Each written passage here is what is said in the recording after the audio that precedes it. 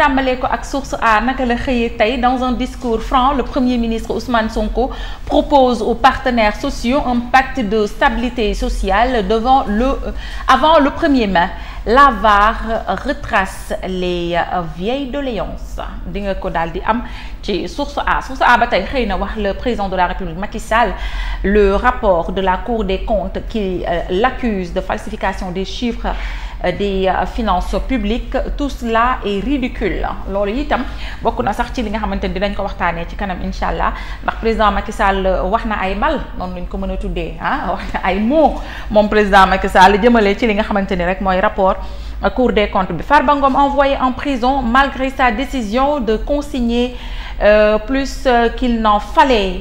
Qu'est-ce que cela veut dire? Est-ce qu'on voulait juste l'emprisonner? En tout cas ay laaj samp na ci coulisses d'une audition di ngeen ko daal di am ci source A bu ngeen demee ci page 4. En attendant Omar mën nga ñu ko faram fàcceel.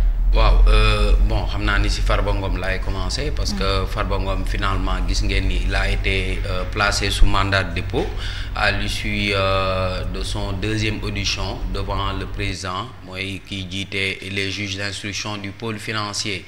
Il est poursuivi pour escroquerie portant sur les deniers publics, association de malfaiteurs ak blanchiment de capitaux. Léegi nag somme bi nga xam ne moom la ñuy viser magistrat yi ñoo ngi viser une somme de 31 milliards de francs CFA.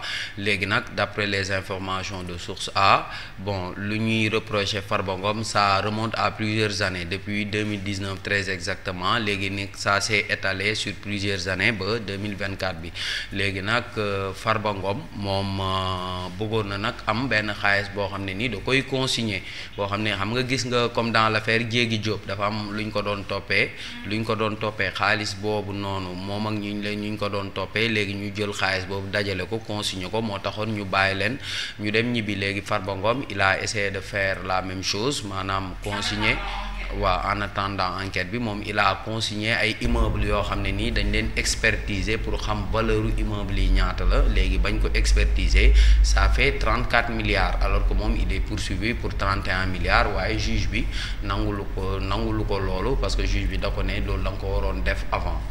Farba Ngom ne ko il me fallait une autorisation de votre part pour ma mënoon def loolu. En tout cas le juge a décidé de placer Farba Ngom sous mandat de dépôt dans un dossier boo xam ne ñoo ngi ciy tudd ñeneen parce que ñoo ngi wax entre Farba ñoo ngi wax Amadou Sall le fils de Macky Sall, on parle de Tahirou Sarr, on parle de Racine Sy, mais on parle aussi de deux frères de Farba Ngom en l'occurrence Biram Ngom et Ismaïla Ngom. Waaw ñoom ñëpp ñoo ngi wax ci loolu parce que Farba en fait moom dañuy naan dafa créer ay société écran jaarale ko ci ay yeneen nit pour di gagner ay marché yoo xam ne nii peut-être jaarul ci yoon. Bon en tout cas loolu lañ koy toppee mais nag moom weddi na loolu parce que moom nee na xaalis bu mu jot yëpp c'est dans le cadre de transactions privées maanaam ay nit ñoo xam ne nii sekk ngeen liggéey rek di ko def comme moom mu yàgg wax rek mooy moom c'est un promoteur immobilier un courtier. Waaw effectivement boo xam ne ni day jaay ay terrain ci loolu sax lañ koy toppee digganteem ak Tahirou Sarr parce que amoon na ay terrain yoo xam ne nii moom Farba Ngom da ko jaayoon Tahirou Sarr jaay ko état donc Farba Ngom malgré le fait qu'il a décidé de consigner, cela n'a pas empêché le juge d'instruction de le placer sous mandat de dépôt. Léegi nag on attend aussi l'audition xam naa de Tahirou Sarr dans le cadre toujours de ce dossier ak dans le cadre de notre dossier. Leneen li c'est par rapport ak la sortie du président Macky Sall, de l'ancien président sax laay wax Macky Sall, qui a accordé une interview à Jeune Afrique. Donc Macky Sall est revenu un peu sur les accusations portées par Ousmane Sonko concernant mooy li ñu naan rek li nga xam ne nii mooy les chiffres dañ ko falsifier ak yooyu.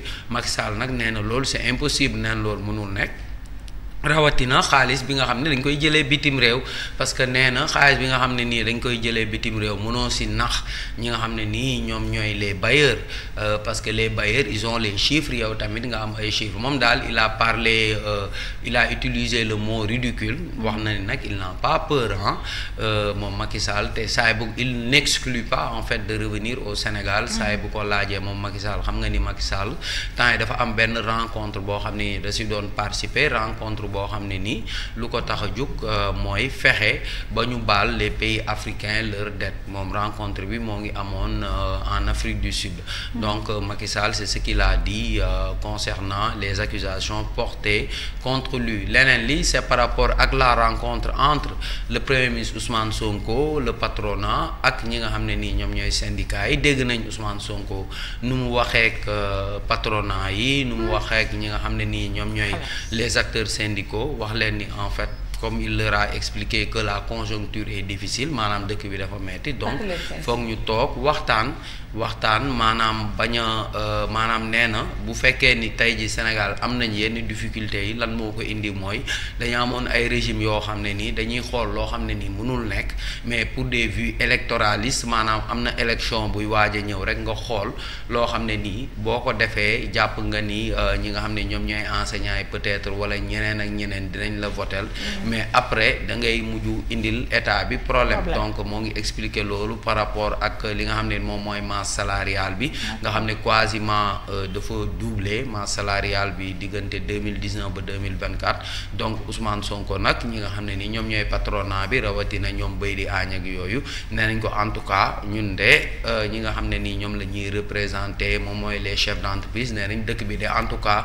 metti na monsieur le premier ministre léegi Ousmane Sonko nag engagement yi mu jël mooy nañ ko may moratoire nañ ko may tuuti moratoire ñu nangu déggoog moom ñu xool nan la ñuy redresser finances pays en attendant nag ñoom ñu muñal ko buñ ko muñalee fii leeg jëmmi jamono moom Ousmane Sonko dina xool nan la ñuy fexee ba saafara jàngoro bi nga xam ne nii jàpp na l'administration jàngoro bi nga xam ne nii jàpp na les fonctionnaires donc ce sont entre autres les sujets abordés à la une de Source A en plus de l'entretien que nous a accordé Ibrahima Niane qui joue au SCO d'Angers.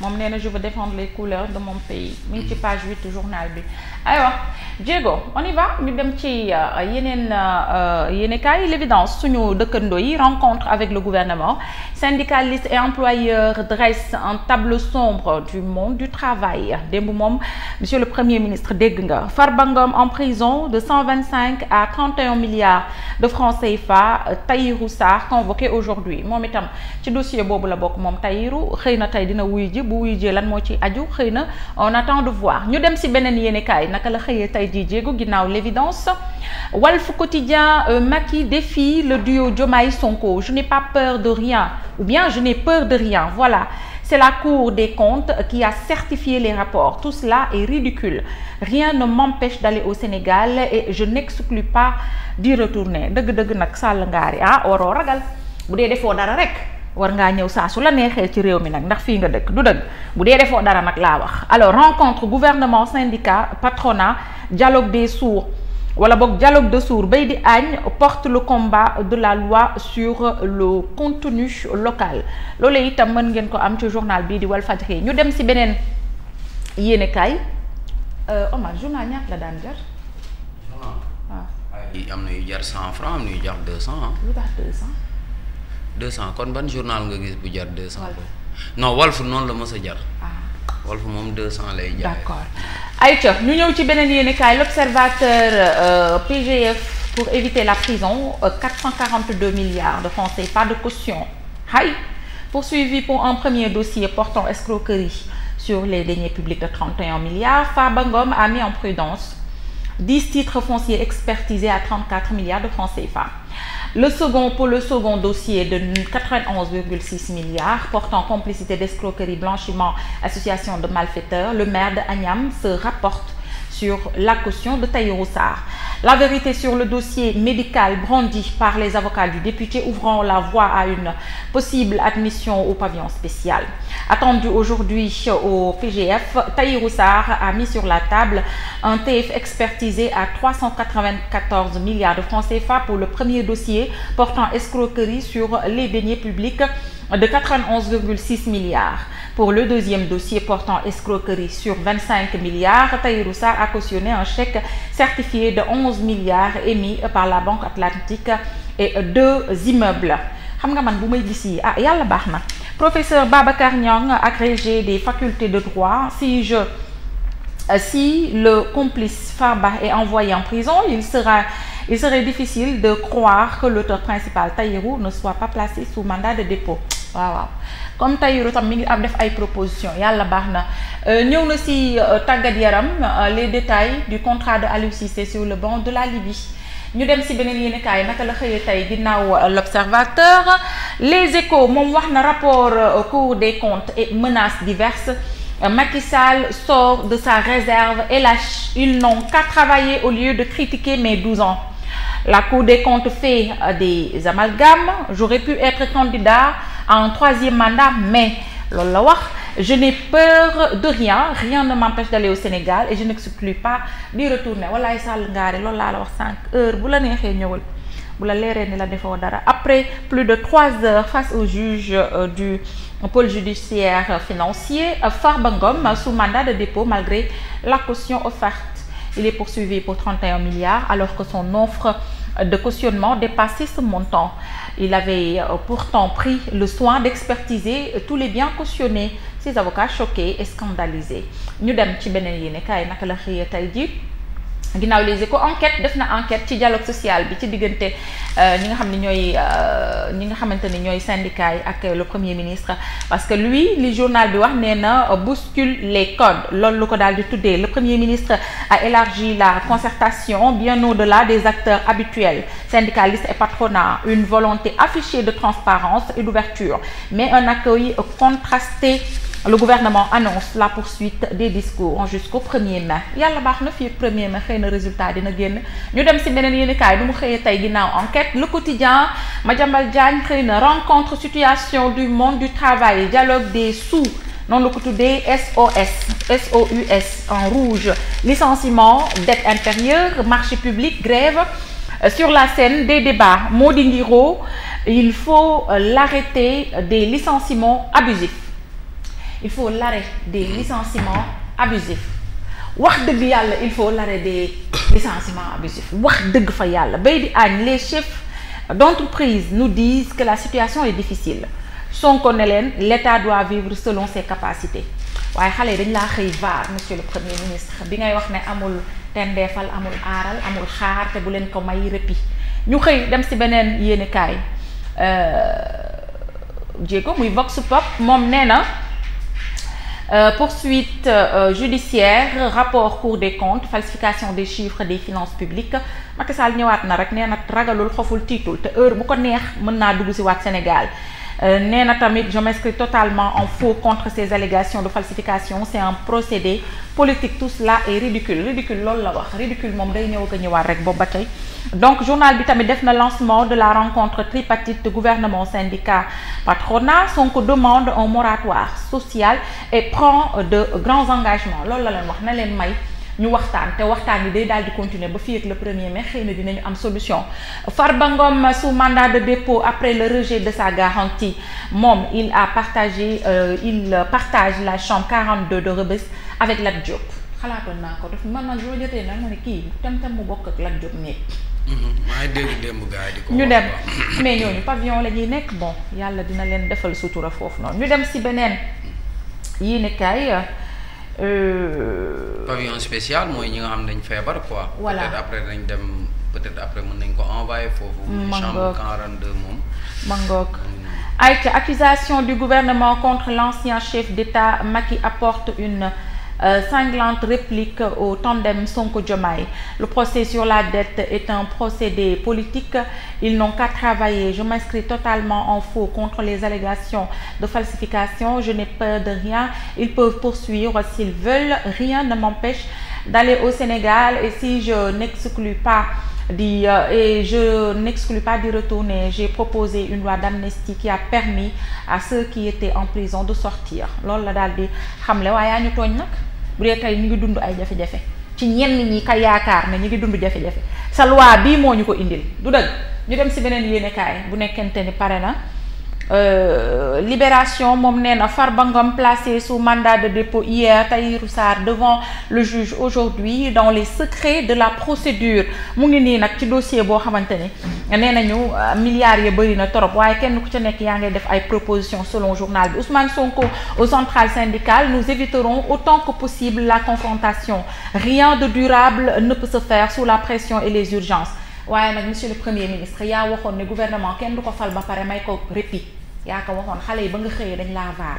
ñu dem ci beneen yéenekaay naka la waxee tey ji ginnaaw Libération. Le Soleil national: apaisement du climat social et moratoire sur les grèves, l'appel de Sonko aux syndicats. Le Premier ministre: faisons preuve de dépassement et des efforts sur nous-mêmes, sinon nous allons vers la banqueroute.